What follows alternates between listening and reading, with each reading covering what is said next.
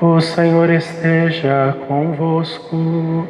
Ele está no meio de nós. Proclamação do Evangelho de Jesus Cristo segundo Mateus. Glória a vós, Senhor. Naquele tempo, Jesus foi à região de Cesareia de Filipe e ali perguntou aos seus discípulos: Quem dizem os homens ser o Filho do Homem? Eles responderam: Alguns dizem que é João Batista, outros que é Elias, outros ainda que é Jeremias ou algum dos profetas. Então Jesus lhes perguntou: E vós, quem dizeis que eu sou? Simão Pedro respondeu: Tu és o Messias, o Filho do Deus vivo.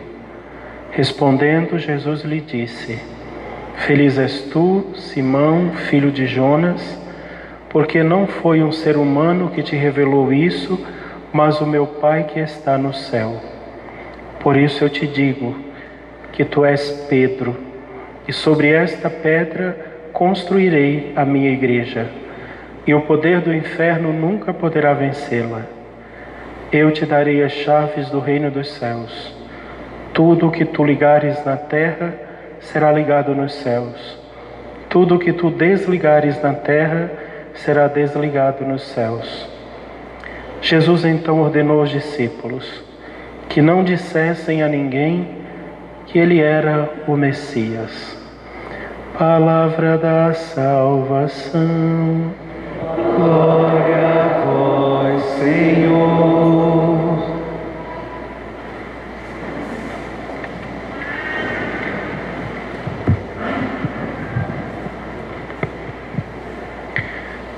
Queridos irmãos e irmãs, nós celebramos hoje o 21º domingo do tempo comum e a liturgia de hoje ela nos faz uma proposta muito importante, uma proposta fundamental para a vida cristã, necessária, é a base, é o fundamento.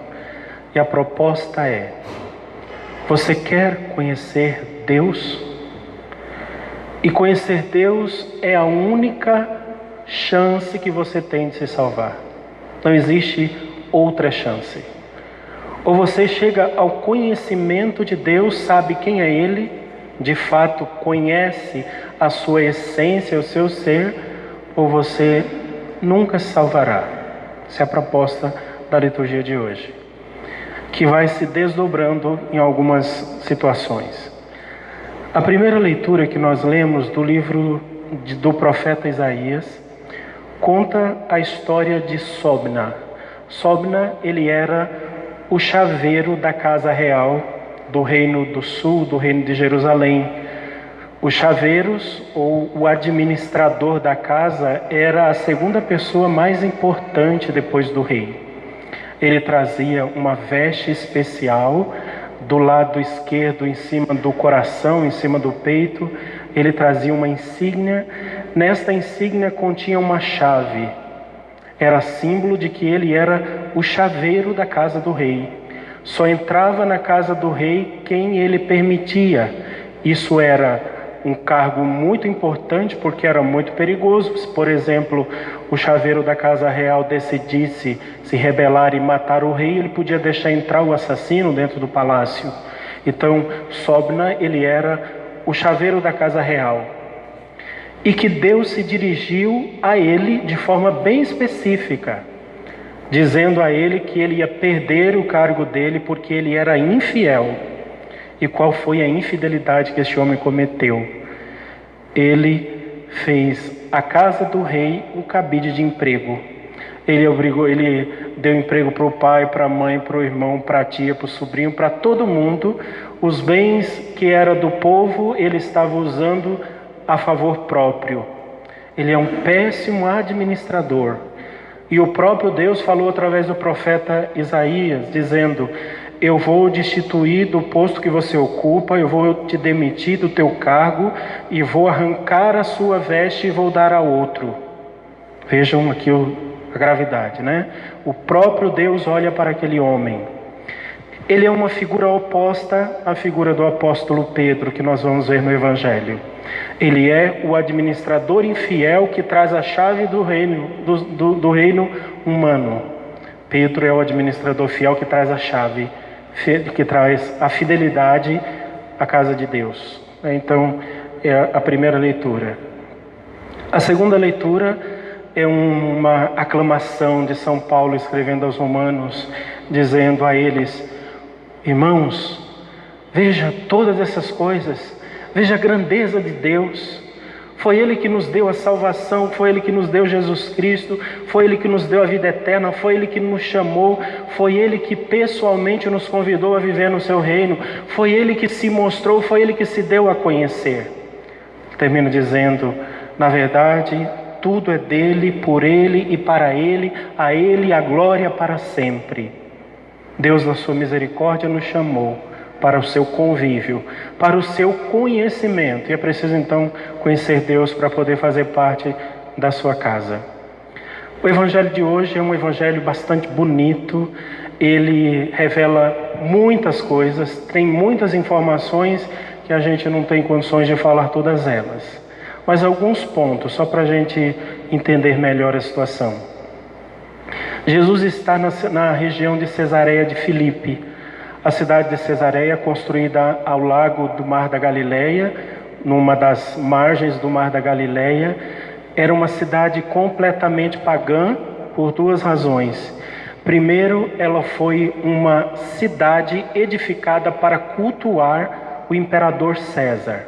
Os imperadores se achavam reis, ou melhor, eles se consideravam deuses, e as pessoas tinham que oferecer sacrifícios para eles. E às vezes sacrifício até dos próprios filhos, tinha que matar o filho oferecendo ao divino imperador, ao Deus imperador, e eles se achavam um Deus.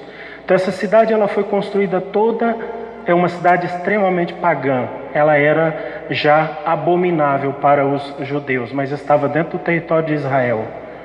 Além disso, a cidade foi construída em cima de uma área que era um cemitério. E os judeus nunca pisam em cima de um sepulcro, jamais.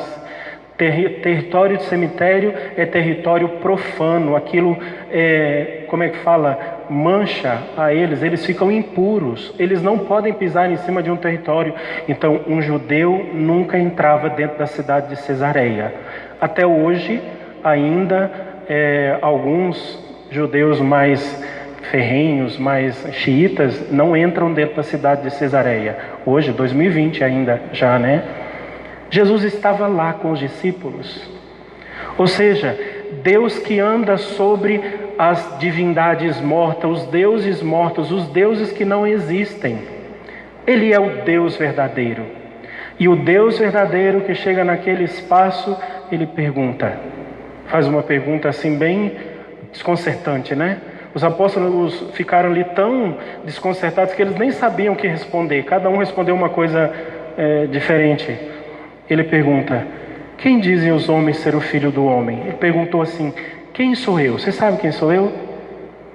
E eles deram as várias respostas. Uns dizem que é João Batista, outros dizem que é Elias, algum dos profetas, e falam uma série de coisas. Mesmo eles ali, andando com Jesus, caminhando com Ele, conversando com Ele, ouvindo a voz dEle. Imagine hoje se nós tivéssemos a oportunidade de ser um repórter na época de Jesus, gravar Ele falando, gravar Ele sentando, conversando com os apóstolos, gravar Ele na intimidade das refeições, Ele almoçando, Ele com a mãe dele, com o pai. Imagine se a gente pudesse fazer tudo isso, gravar em imagens e assistir em casa. Mesmo assim a gente não saberia quem é Ele. Mesmo se nós tivéssemos todas as informações arqueológicas, todas as formações históricas, todas as informações antropológicas a respeito dele, todas as coisas psicológicas, se nós pudéssemos fazer um raio-x dele, a gente não saberia quem é Ele. Porque existe um fato fundamental para conhecer Deus. Ele tem que se revelar. É Ele que fala quem é Ele. É Ele que diz, é Ele que se mostra. Todas as pessoas responderam quem era Ele. E Jesus perguntou ao chaveiro, a Pedro: sabia quem ele era. Perguntou a ele: Pedro, e você? Quem eu sou? E Jesus fez isso de propósito, porque primeiro Jesus já sabia quem era Pedro, e Jesus já sabia o que era que ele ia fazer naquela pessoa, Pedro. Ele ia fundar uma igreja, e deixa eu deixar aqui bem claro para você. Ele ia fundar a Igreja Católica Apostólica Romana. E a igreja que não foi fundada em cima de Pedro, não venha me dizer que é de Deus, porque não é. É uma usurpação. Você está mentindo se você disser que fez a igreja de Jesus Cristo. Não existe. A igreja dele foi fundada por ele. Vejam, quando Pedro responde: Tu és o Messias, o Filho do Deus vivo. E Jesus diz a ele: Feliz és tu, Simão, filho de Jonas, porque o Pai do céu revelou isso a você. Deus revelou a Pedro uma verdade que nenhum outro tipo de pessoa ou de estudo poderia revelar. Deus revelou a Pedro quem era Jesus. E foi Pedro, a partir dele, que vai revelar aos irmãos quem ele era, quem era Jesus. E Jesus faz uma coisa bem interessante aqui. O nome Pedro na língua de Jesus não existia, foi uma criação de Jesus. Tu és Pedro, o nome em aramaico, em hebraico, ele não é nem Pedro, nem pedra, é um nome diferente. Ele revela a Pedro quem ele é. Quando você conhece Deus, Deus revela a você quem você é. E a partir dali, ele dá a Pedro uma missão. Tu és pedra, Pedro, tu és pedra, e sobre esta pedra eu edificarei a minha igreja. A igreja que eu paguei com um alto preço na cruz, a igreja pela qual eu derramei o meu sangue, a igreja a qual eu amei, a igreja a qual eu faço uma promessa, e uma promessa eterna. As portas do inferno nunca prevalecerão sobre ela, para sempre. Até eu voltar, a igreja estará de pé. Pode ser que tenha 2 pessoas na igreja, o resto tenha tudo virado crente, de repente, mas estará lá de pé a igreja de Deus. E depois Pedro, que Jesus faz todas essas promessas: Tu és pedra, sobre esta pedra construirei a minha igreja, o poder do inferno nunca vai vencê-la. Aí Jesus faz aquilo que Deus fez lá no Antigo Testamento, na casa real. Ele diz: Eu te darei as chaves do reino dos céus. A pergunta que os apóstolos faziam constantemente a Jesus era: Senhor, o que é o reino dos céus? E Jesus tentava responder essa pergunta de milhares de formas. Ele dizia: o reino dos céus é como uma semente, o reino dos céus é como um semeador, o reino dos céus é como um comprador de pérolas. Ele respondia, e os apóstolos não entendiam o que era este reino dos céus. E de repente ele diz a Pedro: Pedro, eu te darei a chave do meu reino. Pedro nem sabia o que era que ele estava fazendo, com certeza não sabia. Depois Pedro foi entender, já perto da sua morte, ou depois que o Espírito Santo desceu sobre ele, mas Pedro nem sabia o que era que Jesus estava fazendo. E o que Jesus fez foi exatamente isso. Ele nomeou o chaveiro, não da casa real, mas da casa divina. Toma, Pedro, tu és pedra, toma aqui a chave do reino dos céus. Pedro coloca a chave no seu coração e ele diz: a partir de agora, Pedro, só vai entrar no céu quem você deixar. Se você disser que sim, entra. Se você disser que não, não entra. É você que é o responsável pelo reino dos céus a partir de agora. Ele deu a Pedro uma responsabilidade incrível.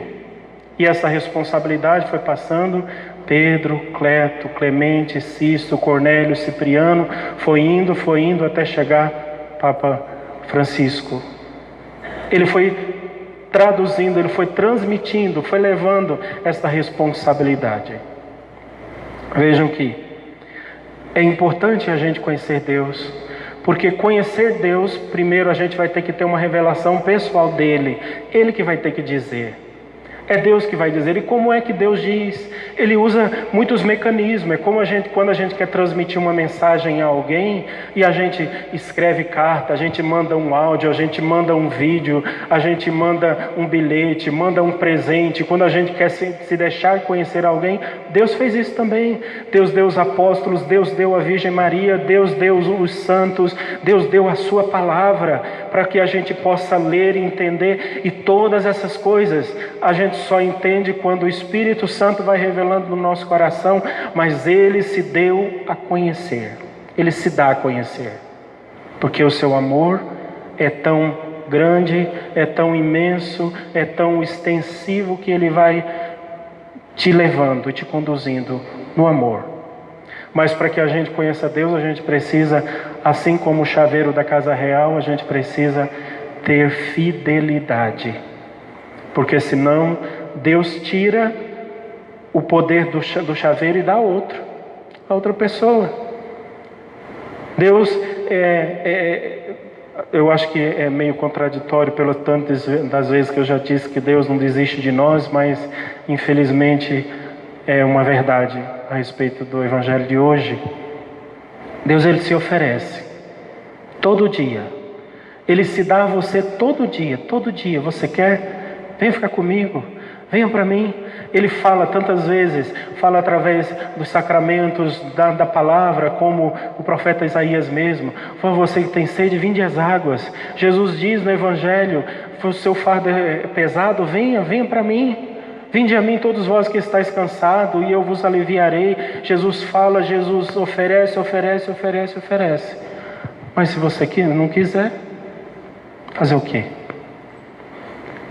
Ele revela quem Ele é no amor, e o que Deus quer fazer conosco é dizer quem nós somos. A única coisa que Ele quer dizer para você, olha, eu sei quem você é e eu te amo. Mas se você não quiser, eu não posso fazer nada. Hoje nós somos chamados por Deus a olhar para Ele e pedir o Espírito Santo. Senhor, revela ao meu coração quem você é, assim como revelou a Pedro. E mantenha o meu coração fiel, porque a fidelidade não depende só de mim, depende do Espírito.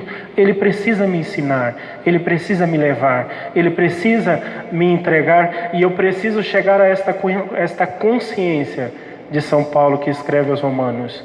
Tudo foi dele, tudo é para Ele, tudo é por Ele, tudo é para Ele. Preciso chegar lá. Peçamos a Deus que Ele dê o Espírito Santo ao nosso coração, porque se nós não descobrirmos quem é Deus, a gente vai descobrir com muita facilidade quem não é Deus. Porque Deus fala no silêncio, fala no compromisso, fala na fidelidade, fala no sacrifício, fala na cruz. O mundo e o diabo falam no prazer, é muito mais fácil de escutá-los. Peçamos a Deus que Ele seja fiel, assim como foi fiel a Pedro, é fiel à sua igreja e permanecerá até o último dia. Deus quer se dar de presente a cada um de nós. Basta a gente dizer, sim, Senhor, eu aceito. Quando perguntou a Pedro, Pedro, você quer ir embora também com os outros? E o chaveiro disse, não, Senhor. Para onde eu vou, se só você tem palavra de vida eterna? O que seria de mim sem você?